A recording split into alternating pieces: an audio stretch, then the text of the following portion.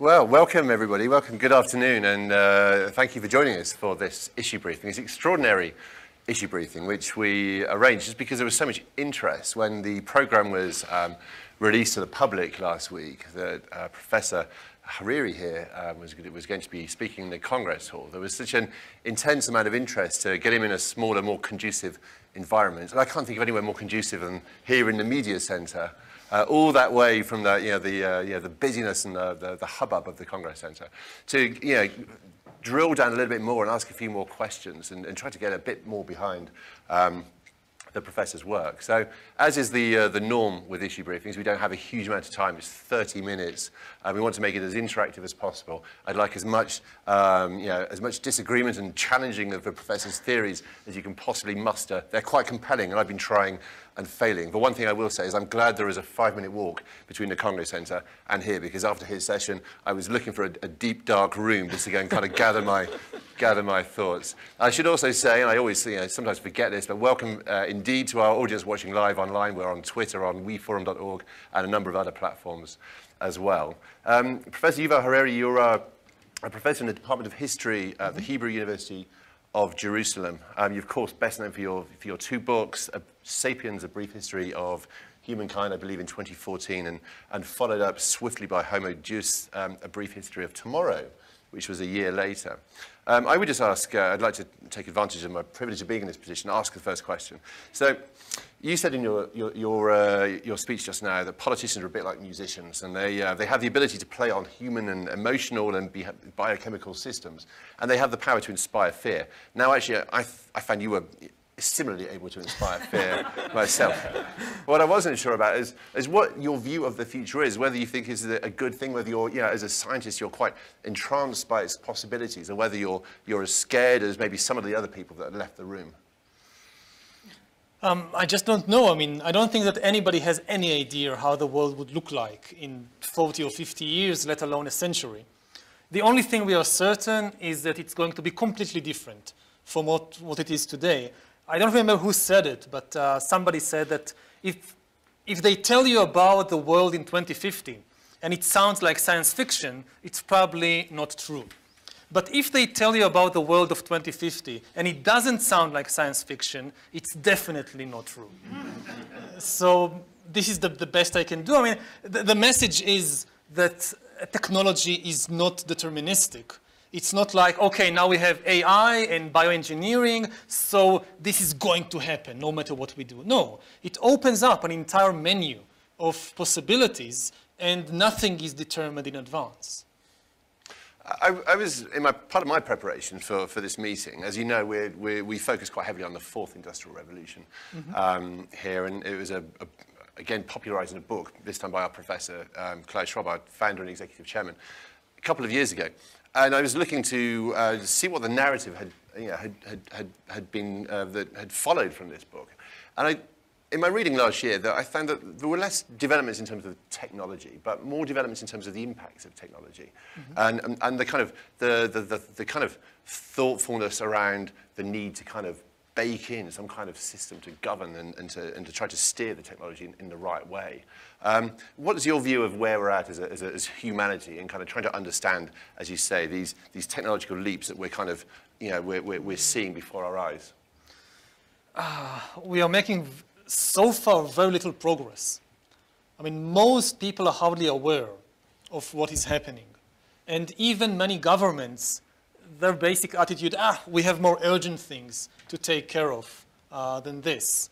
So as I said in my talk, the world is divided into a very, very small minority of people concentrated in a few corporations and governments that have a clear, or at least a clearer idea of what is really happening and what is at stake. And the vast majority of humanity that they just don't have the time, they don't have the volition, they don't have the education or the ability to make sense of what is happening. And this is very, very dangerous.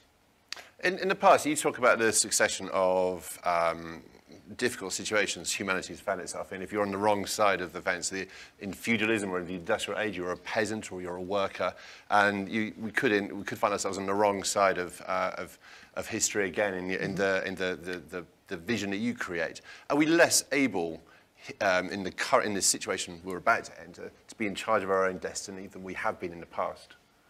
Right, it was always very difficult to be in charge of your destiny.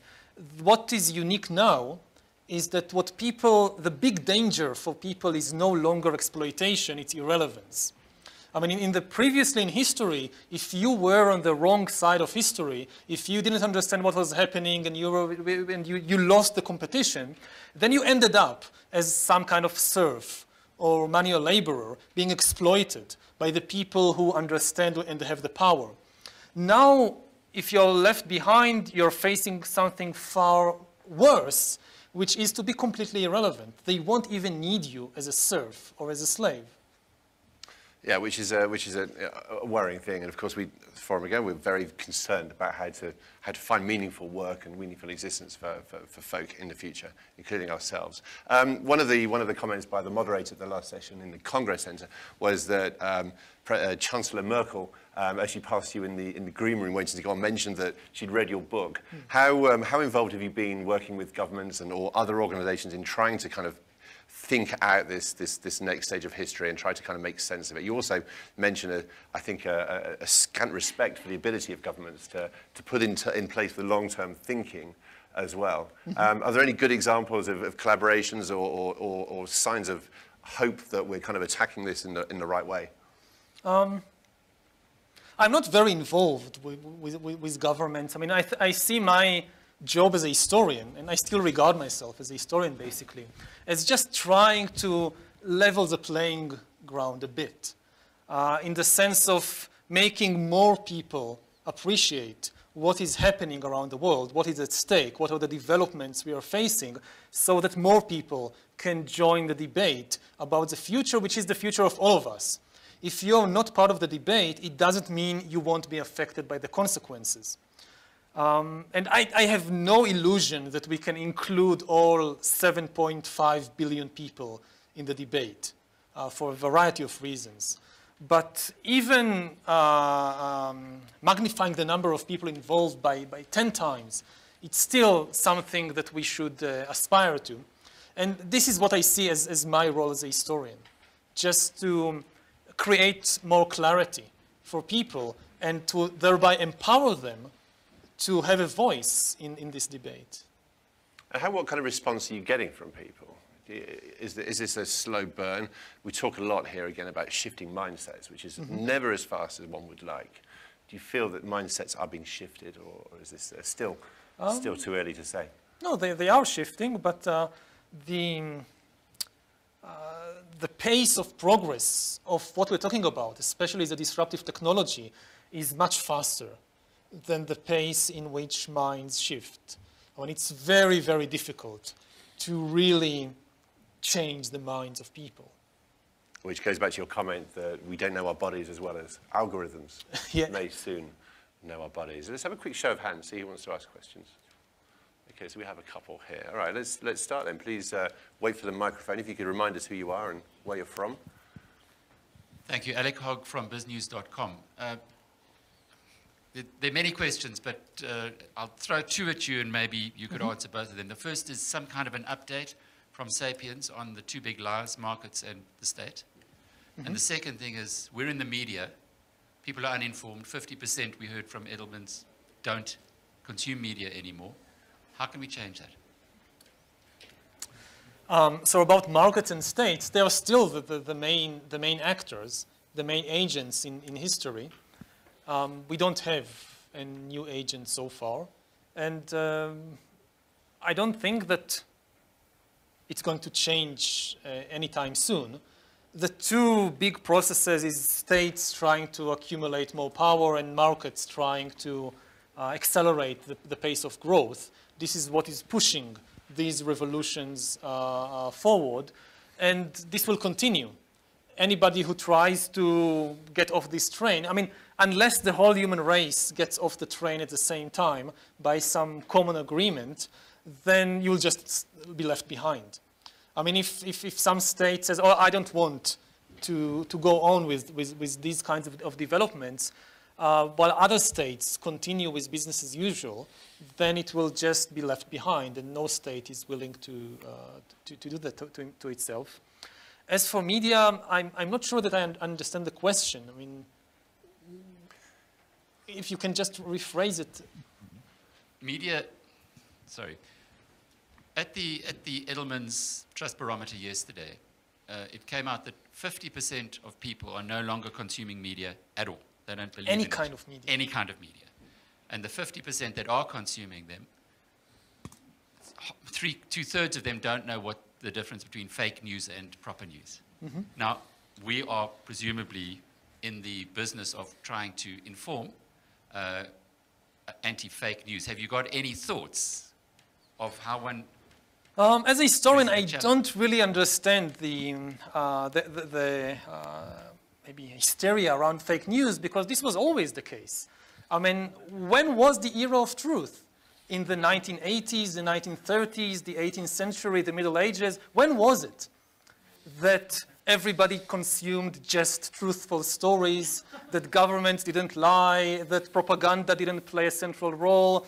I think that in some ways the situation is better now than it was. I'm a medievalist, so I tend to look at everything through the prism of the Middle Ages. And believe me, the Middle Ages was full of far worse fake news than what we are seeing today. I think that the really big problem is the flood of information of any kind. Even the truth is problematic when you're just flooded by enormous amounts of truthful but irrelevant information, or too much information to make sense of and to create some kind of meaningful picture. What we are really missing is not just the ability to tell the difference between what's true and what's not true. It's the ability to make sense of the big picture. This is the real difficulty. And in this sense, the problem with media is not so much whether that the stories are true or not. It's just that to what extent does the media focus on really helping people to have an understanding of the big picture, or is it just focused on pushing the next story? Doesn't matter if the story is true or not. That's for me is the real issue. Which is interesting, because you mentioned a kind of slight distrust of governments to put in place the kind of long-term thinking you're talking, and a slight distrust of the media for putting across that bigger picture. This is a multi-stakeholder embracing organization and meeting.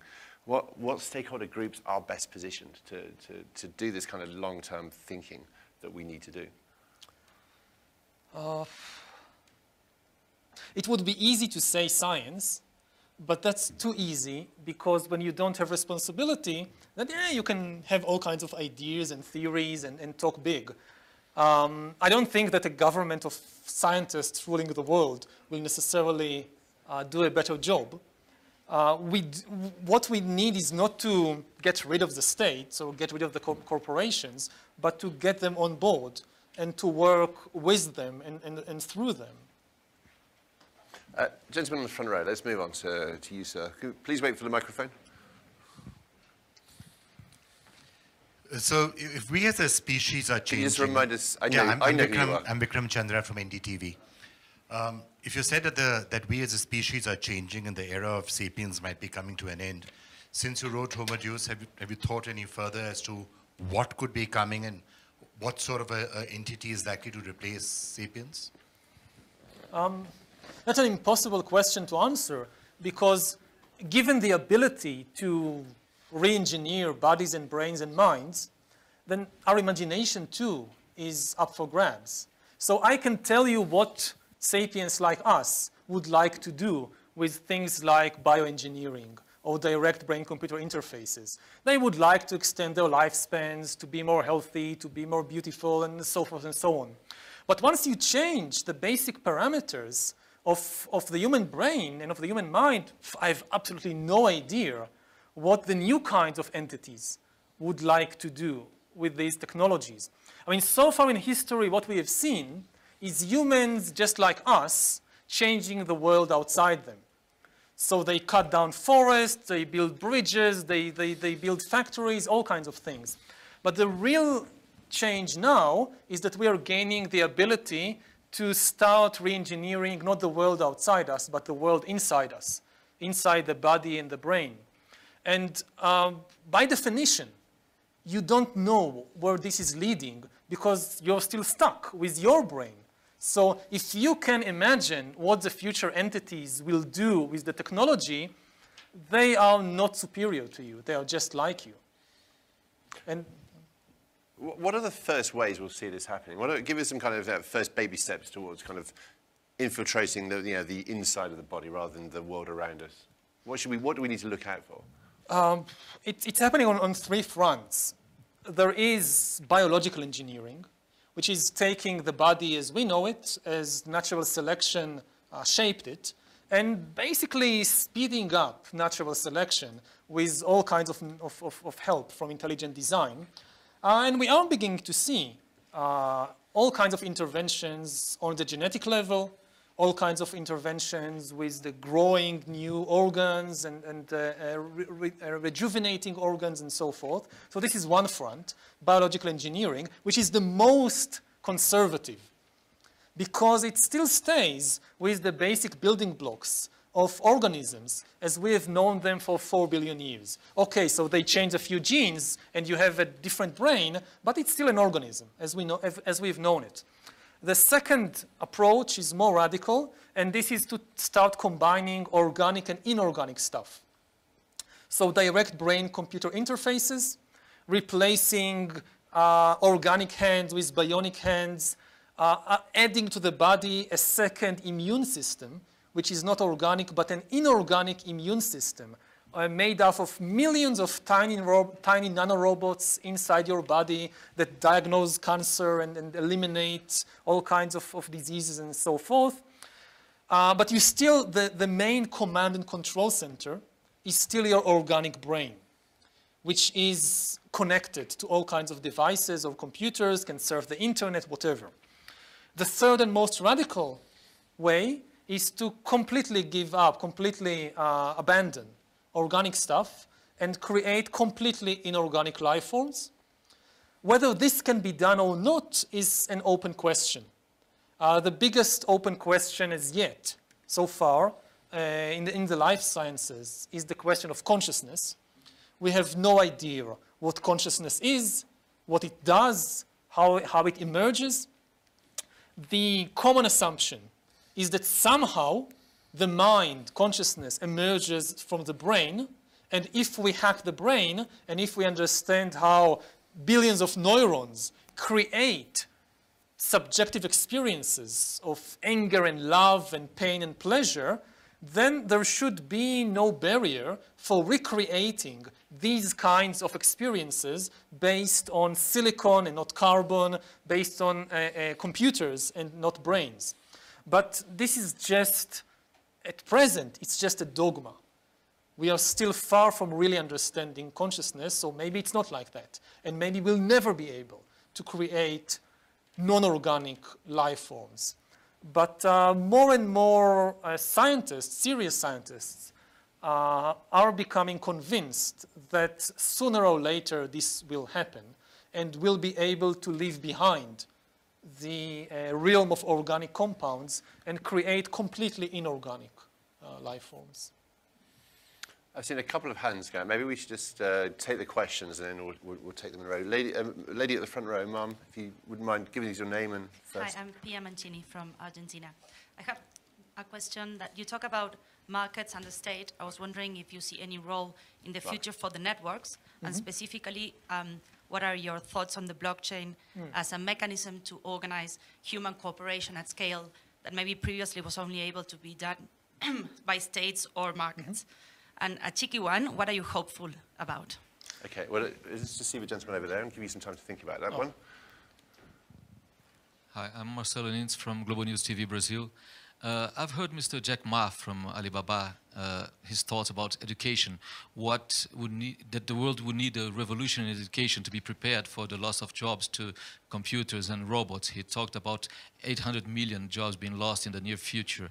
I'd like to have your take in what needs to be done in education, because it always seems that we are educating looking at the past and not at the future. And he says that the more important things nowadays to separate clearly humans from robots, so teaching kids music, sports, and painting, let's say, to make them very different from robots. I'd like to have your say on education. Anybody else while we're doing a round of questions? Yeah, gentleman in the front row. From Israel. I'd love to know how you see these three sects or these three movements playing out in the near term, maybe a decade or two, something that you feel you do have some analytical visibility into. Okay, I mean, so the three ways of... the organic mix. Biohumanism, neurohumanism, and posthumanism. And let's just do the gentleman in the last row, then we'll take all these. You can choose which one you want to do first. Rick Wiles, True News, Florida, USA. In the earlier session, you said there's no intelligent design by a God in the clouds. Could you elaborate on those thoughts? Okay, so we have blockchain, the power of networks for facilitating human cooperation. Education, revolution in education. Timeline of the 3 stages. God in the clouds, and last but not least, what makes you hopeful? Okay. Don't run out of time before you get to that last question, please. Okay.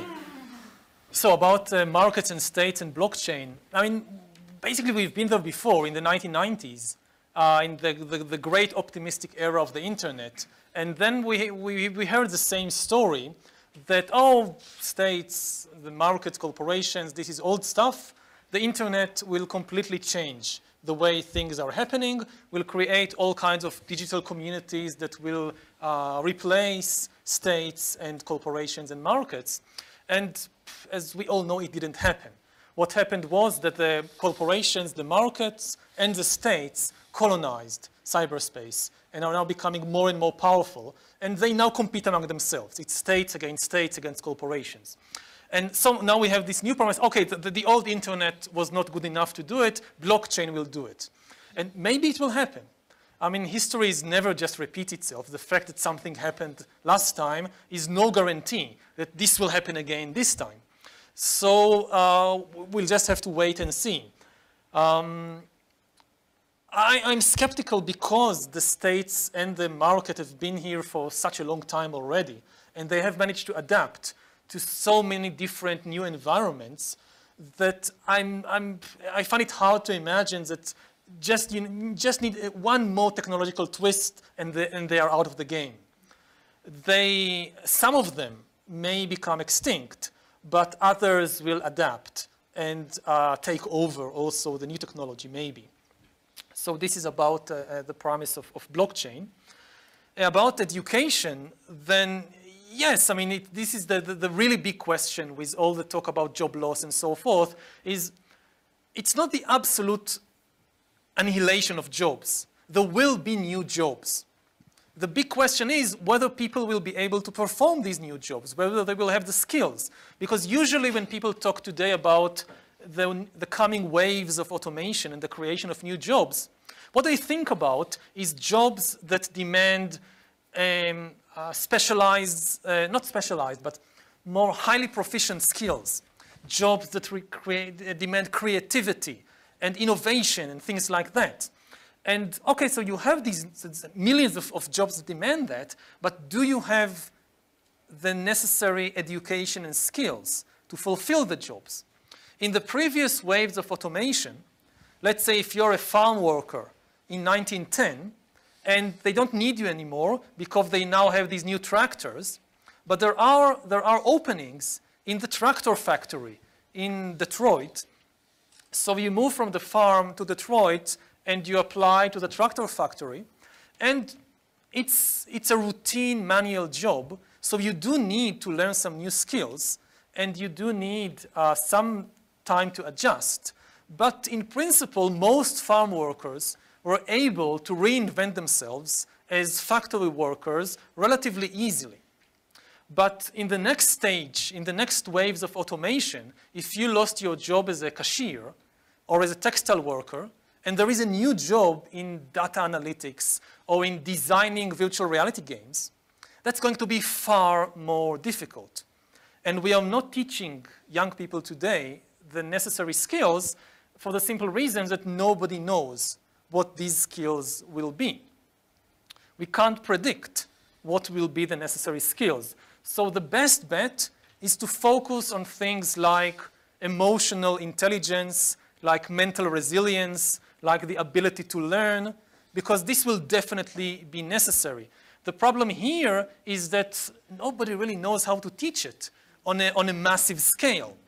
You can create a very innovative school that focuses on things like emotional intelligence and things like mental resilience. But how do you scale that for billions of people around the world? This is a big question. About the three ways in which this is going to play out. So we see it beginning to happen in different ways around us today. Genetic engineering is no longer just science fiction.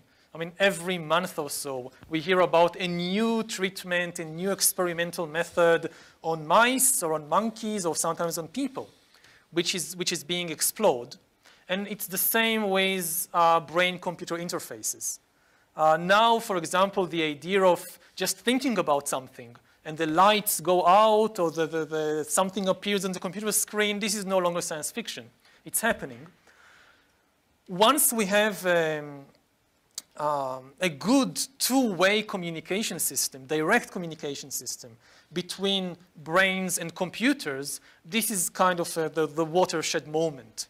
I mean, once you have a good two-way, nobody has any idea what happens after that. It's kind of like the screen comes down and a completely different show begins. For example, if you have a good two-way communication system directly between brains and computers, it also means you can connect several brains together to create an inter-brain net. Because it's the same system, the same communication system. And nobody has any idea what this means for things like identity. Who am I when I can access directly the brain of another person? The third way of creating completely inorganic life forms, this is still science fiction. Of course, it depends on your definition of a life form. But if you wanted to have consciousness, if you wanted to have subjective experiences, then this is still science fiction. And maybe there'll be a breakthrough in the next decade or two. Maybe it will never happen. I don't know. The fourth question was about God in the intelligent design and gods and clouds. So I was just referring to it, that the word intelligent design immediately brings to mind of many people the creationist idea that all life forms are designed by God. And sometimes people tell me, don't use the word intelligent design. But it is intelligent design, what we are about to see in the world. It's just not the intelligent design of the God of the Bible. It's the intelligent designs of human beings and increasingly of algorithms. This is why I referred to the intelligent design of clouds, of the cloud computing. That designing a life form is such a complicated thing to do that in all likelihood, no human being will be able to do it. But our algorithms may be able to do it for us.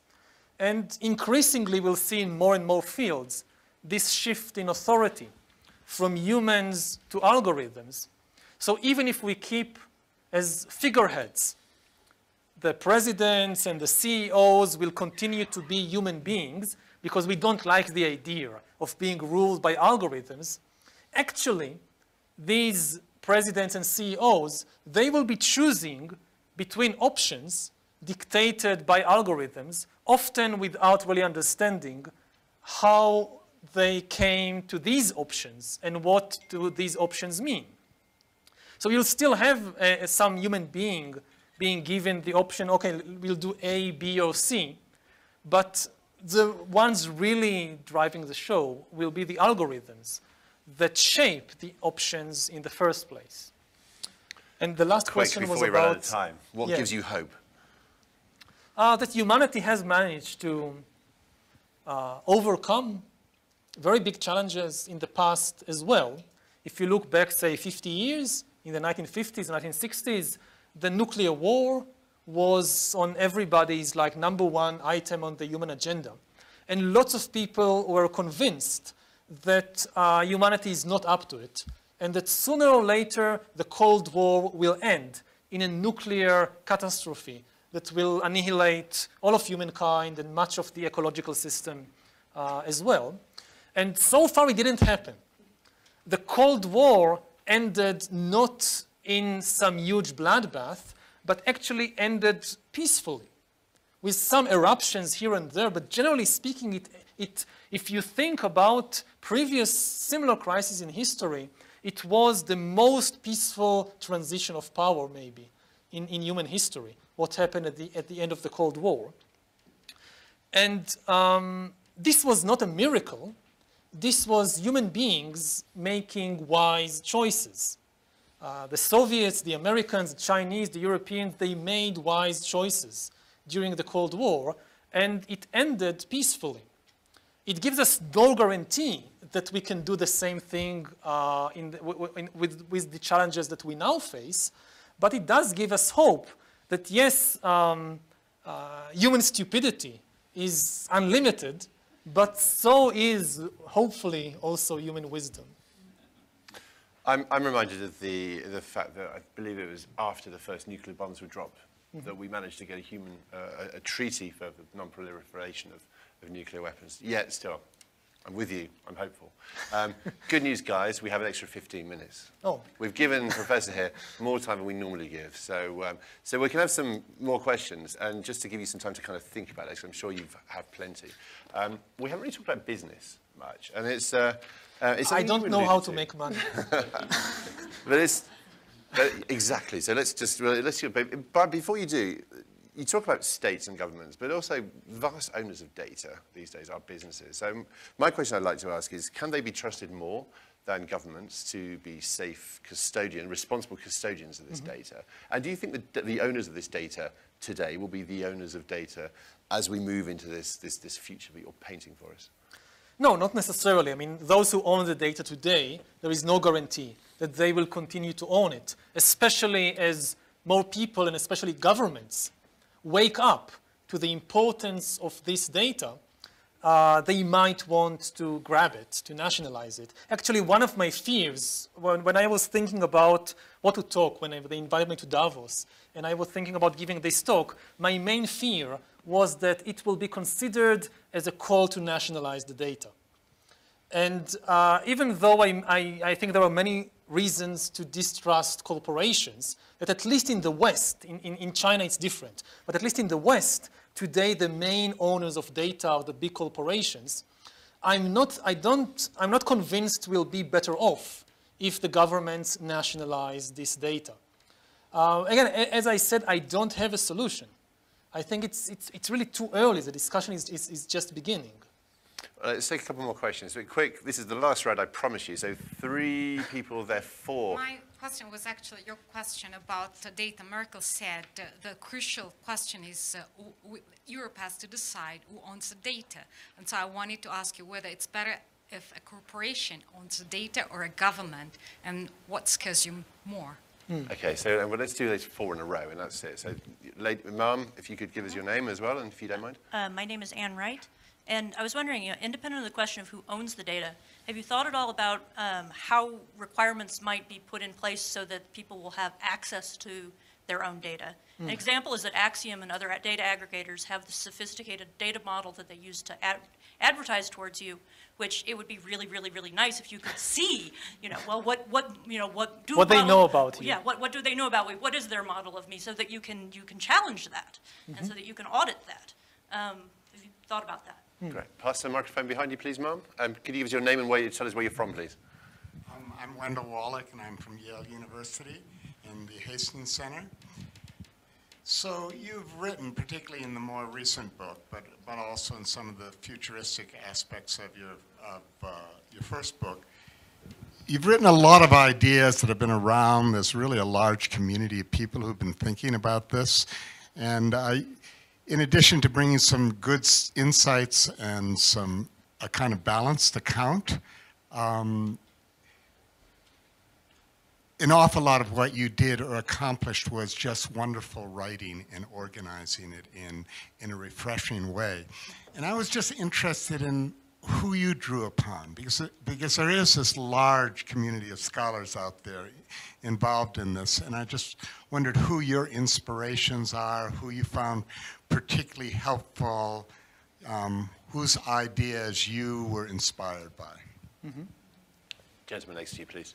Yeah, I'm Li Wei from Caixin from China. So mentioning about governments, you repeatedly mentioning China. I'm wondering, do you mean it in a, say, negative sense, as Gillian Tett mentioned earlier, digital dictatorship, or in a positive sense that Chinese government have the capability to do things, specifically on these tech giants? Chinese society's recognition of their kind of negative impact is lagging behind Western society. But it seems the monopolistic effect on society of these two tech giants are ahead of the West. Mm-hmm. So do you think Chinese government can do it before things blow up? Not a great choice of words, but anyway. so we've got China digital democracy, inspirations, access to own data, and Mum, your question wasn't quite answered earlier about... Yeah, so I'll address the first and the last questions together. About China, again, I'm trying to find this middle way. My basic message is not that the Chinese are worse than everybody else or that they are better than everybody else. My basic understanding is that they are ahead of all the other governments in understanding what is happening and what is at stake. And again, this can be something very good because they are thinking about these issues and they come up with solutions before people in other countries realize the dangers. Or it could be bad, that they are learning how to manipulate it and how to use it. So it can go either way. At present, and again, I'm not an expert on the subject. I haven't studied it deeply enough. The only thing I can say is that they are probably ahead of other governments in understanding the importance of... In actions, I don't know what they do in actuality. So this I cannot comment on. But at least from meetings I had and discussions and what I read, the impression is that they really understand what is happening in a way that in the West, you talk to people both in governments and sometimes also in business, and they are somewhere behind. They think, they don't realize the immense power that, again, most of their thinking is really about the, shopping and consumerism, and if Amazon knows that I like this, they can sell me that, and this, almost everybody knows that by now. But the more important stuff, that they can know things far more important about me, and they can manipulate far deeper aspects of my personality and life, this is still something that, at least in the West, people are not aware of, or not aware of enough. Now, this brings us to the question of, okay, so if you have to choose between corporations and governments, what do you choose? It's very difficult. On the one hand, governments at least represent people, or supposed to represent people, beyond the shareholders and the managers, whereas the big corporations, nobody really voted for them or endorsed them in any public way to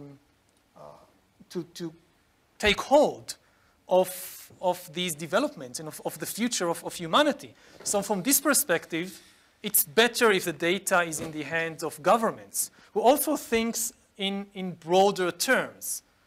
They have the mandate to think not just about profitability, but about social issues and about health and about the environment and many other things that corporations this is not their business. Their business is just business. It's just the bottom line. So from this perspective, it's better if the governments nationalize the data. On the other hand, governments can do, because they have a broader perspective, they can do far worse things with this data than the corporations. I mean, the corporations, okay, so they'll make a few more $1 trillion.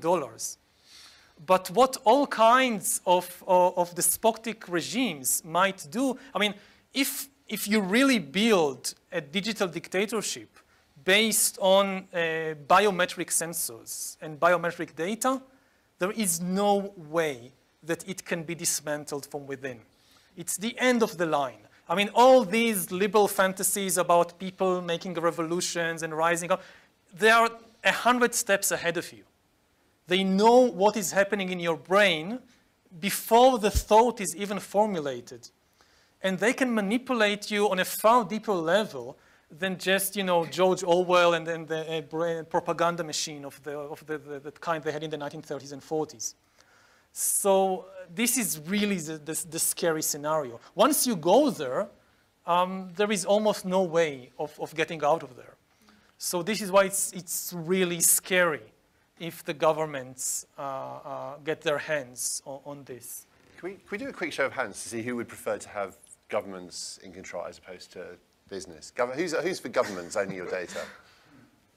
Lady in the two and a half, 3.5. Any takes on 3.5. Business. 7 or 8, 10 business wins. Does it surprise you? Oh. I mean, none would be the preferred option. But none is, I mean, none. So where is it? All right, none. Somebody other than business and NGOs are different. I mean, there's actually an European new search engine that actually promised not to track personal data. Where are you from? You'd never give us your name, please, for my our name audience. is Giuliana Ferraina. I'm a journalist, Corriere della Sera, Italy. So yes, we can think about third options, but as we discussed earlier, and this is a lot of power we're talking about. If you establish some, I don't know, NGO that accumulates the data, it will become the most powerful organ in the world. And then the state, either the states and the corporations will try to get the power back, or the same problems you have today with governments and with corporations you will have with this NGO. I mean, the option of just not using the data, it means giving up on all the enormous potential. And here, as I said in the talk, the most obvious front is healthcare. I mean, think of the kind of healthcare you could provide to people if you really know what is happening every moment inside their bodies and inside their brains. Now, would you like to give it up because you're afraid of the other things that this kind of information might make possible? My guess is that most people, especially when it comes to life and death situations affecting themselves or their children or their spouses, would not like, would take the risk. I mean, healthcare will win. And in the wake of healthcare, we'll have all the other things making use of this data. Yuval, let's move on. We have a couple of more minutes left. Access to your own data and inspirations in whatever order you like. Yes, so access to data, this is a very good idea. I think from the things we can implement, then, okay, so there's lots of data about me. I want to have access to know what they know. This is a very good idea. How to implement? How to implement especially because most of the data would not make any sense to you unless you have the tools I mean, if they give you all the data about, like, you can today get your DNA scan. What does it mean? I mean, you need an entire system to make sense of data like your DNA scan. So this is one issue. You need a system and not just the raw data. And the other thing is that, I mean, you know, throughout history, the repeated advice that all the philosophers and prophets and poets told people is get to know yourself, know thyself. And this is very, very difficult, partly because people often don't want to know themselves very well. There are many things you don't want to know about yourself. If you really had access, not just to the raw data, but to what the data means about you, this will be a life-shattering event. To really know who you are. It's not necessarily bad, it's just very difficult. Difficult not in the sense of how to make it happen. If it happens, it will be something very difficult for people to deal with. And I mean, again, the kind of consumerist idea, in the same way they give me the report about my bank transaction. Every month, they'll send me a report. Oh, what we learned about you this month. This will be a shattering report. And your inspirations? Inspirations. I read so much. I mean, it's so difficult. I mean, I'll mention just a few. There was Jared Diamond, who first gave me the idea that historians and scientists can talk about these issues seriously from a scientific perspective. And there is Franz de Waal, who is a primatologist. He studies chimpanzees and bonobos and so forth. And I've learned from his work more about humans, I guess, than about only chimpanzees and bonobos. And there is a long list of other, I'm... We are running out of time. Yeah, so... Thanks, Alec. So I leave it at there, but it's a very long list. I mean, definitely I would say most of my work is not creative. It's a work of synthesis. I read what people write about chimpanzees and about artificial intelligence and about ancient China and about brain science, and I try to bring it together in such a way that it will be meaningful for the average person, and it will be helpful and empowering to understand what is happening in the world. Final question for me before we leave. So you've written a brief history of humankind, you've written a brief history of tomorrow. Professor, you're a young man. What's next? Where do you go from here? The next book is really about the present. I mean, we've done the past, we've done the future, so the present is the only thing that is left. So this is, the next book is...